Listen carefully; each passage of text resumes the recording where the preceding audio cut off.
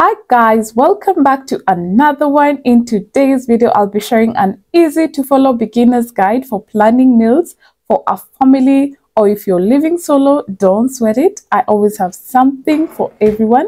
I'll include a mini grocery haul, cleaning and organizing, and one dinner recipe on my weekly meal plan, which is roasted potato wedges with homemade mayonnaise.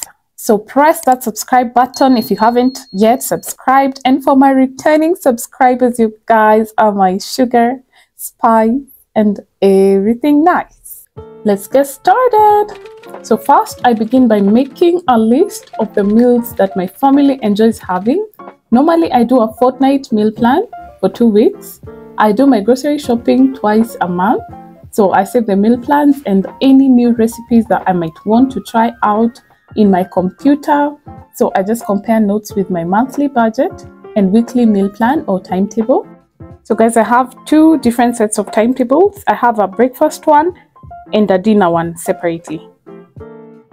Second, I make a list of all ingredients I need to buy from the timetable meals. A tip is to check your fridge and pantry area beforehand to ensure you don't buy stuff that you already have. I really dread that question, what's for dinner? So I normally check both my dinner and breakfast timetables and write down the requirements. It saves me so much time and energy and money. Another tip is to cook enough dinner to be left over for lunch if necessary. Thirdly, set apart a day to do your grocery errands. I like to do my grocery runs very early on market days especially. I get very fresh goods from my local market since they are directly from the farm. I also get great bargains. I buy my meats on different days and places. I think I'll do a separate video on that. And for the supermarket shopping like milk, eggs, flour, and the likes, I do a list of everything together and my husband does that. So another tip is to sort the list of things to buy where they're sold together, so you don't have to keep going back and forth. As you can see, our market has several floors. So guys, here is everything I needed and all the prices from my local market in Ngong town. I like to alternate these groceries every 2 weeks. This was just a basic grocery list. So what I didn't buy this week, like apples, pawpaws, broccoli, butternut squash, and the likes, I'll buy them on the other grocery haul in the next 2 weeks. Mine is a family of 3, so these are just more than enough for 2 weeks. And I'll be sharing some of the recipes I made with some of these items, like ice cubes with the ginger, turmeric, and lemons, so watch out for that. I also like to pre-boil my legumes like beans, cowpeas, ndengu, and the likes, and store them in the freezer. I already had some in my freezer, so I didn't have to buy more. I'll only be pre-boiling the maize and beans I got for githeri and the peas as well. So I plan my meals including the starches like maize flour, wheat flour, white and brown rice, which I get in bulk from our farm. We grow it in large scale. I also supply it. So if you're interested, I'll leave contact details down in the description box below. Be sure to check it out.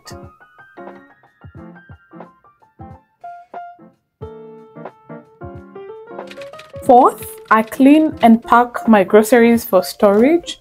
I use baking soda or my homemade apple cider vinegar to clean my vegetables thoroughly.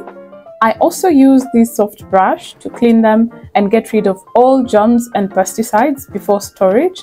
This saves me so much time.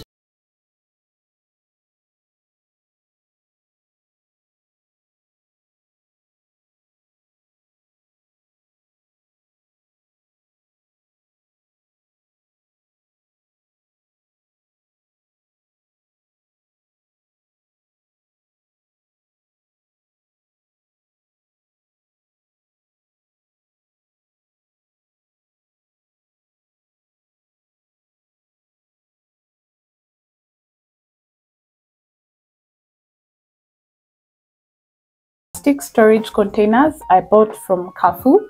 They costed me about 300 shillings each, equivalent to about $2. They're great for storage because they keep my vegetables fresh and lively for weeks, and they also help me organize my fridge. This paper towel storage idea is another great tip for storing vegetables. It prevents them from sweating because they absorb any excess moisture, preventing your vegetables from rotting. Therefore, they have a longer shelf life. That equals to money saved and many smiles all the way to the bank. I used this method to save some spinach and greens I got in bulk from the farm, and they lasted fresh for a whole month, guys. Just ensure they're dry and not wet. So this method has been dermatologically tested, proven, and certified. All pun intended.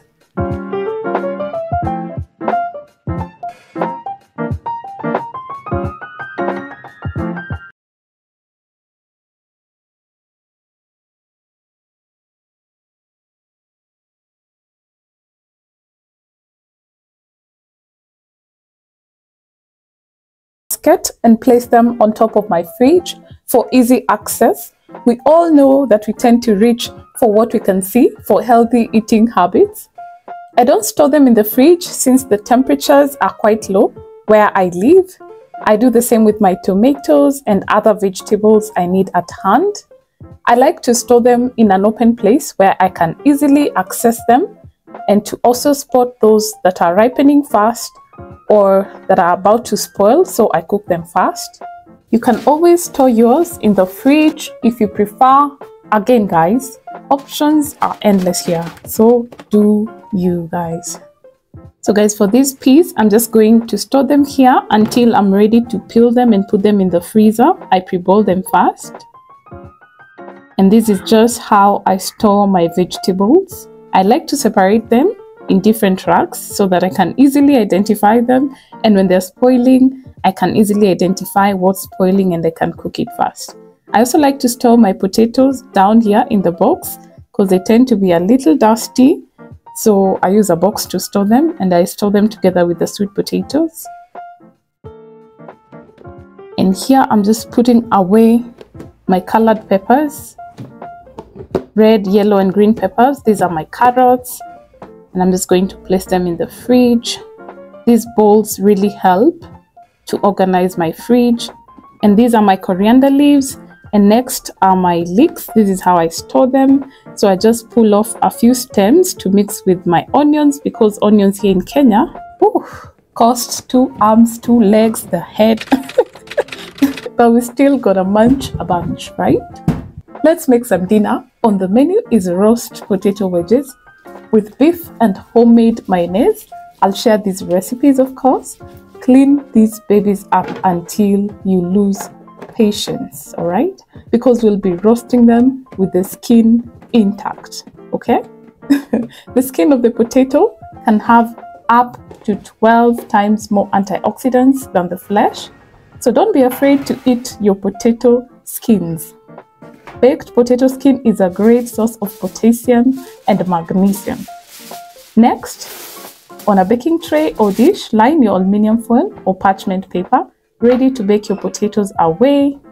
Chop the potatoes into wedges and dial for your PA to come in and help arrange them into the tray. These don't come cheap, I tell you. They cost an arm, 2 legs, a head, and all the other parts of the body. I will love them to death.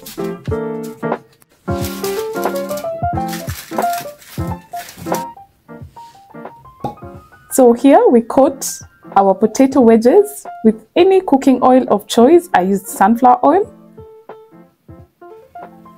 And the PA adds in 1 tablespoon of salt. Rub in the ingredients again until you lose patience. And bake these babies up for 30 minutes at 180 degrees Celsius. And once ready, I coated them with this spicy Ethiopian shiro spice powder. Yummy.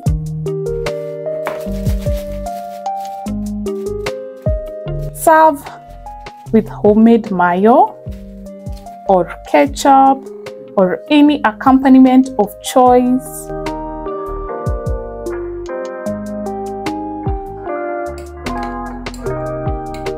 The texture is tough, crispy at the top and soft in the inside. So I served mine with this homemade mayonnaise that I'll be sharing a recipe about soon, so watch out for that. Dip it in there and get a nice munch. Subscribe, like, leave a comment, share with friends and family. Bon appetit! Got a basket, got a basket. You don't got a basket, no basket.